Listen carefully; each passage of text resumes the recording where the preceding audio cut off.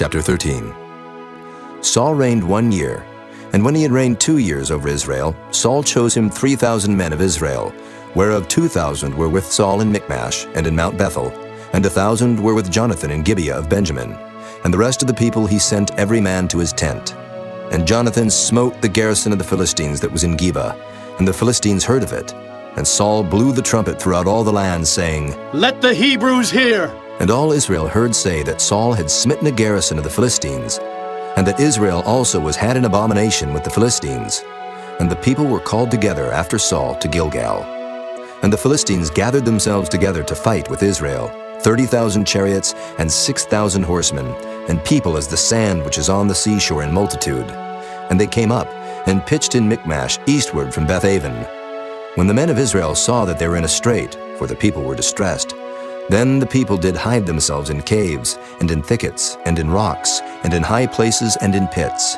And some of the Hebrews went over Jordan to the land of Gad and Gilead. As for Saul, he was yet in Gilgal, and all the people followed him trembling. And he tarried 7 days according to the set time that Samuel had appointed. But Samuel came not to Gilgal, and the people were scattered from him. And Saul said, "Bring hither a burnt offering to me, and peace offerings." And he offered the burnt offering.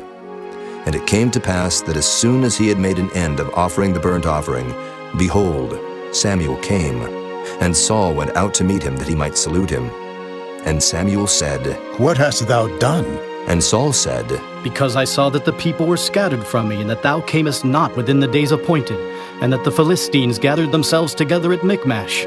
Therefore said I, the Philistines will come down now upon me to Gilgal, and I have not made supplication unto the Lord. I forced myself therefore, and offered a burnt offering."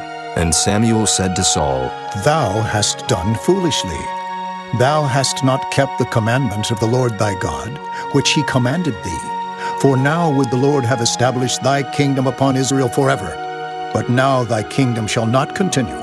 The Lord hath sought him a man after his own heart, and the Lord hath commanded him to be captain over his people, because thou hast not kept that which the Lord commanded thee."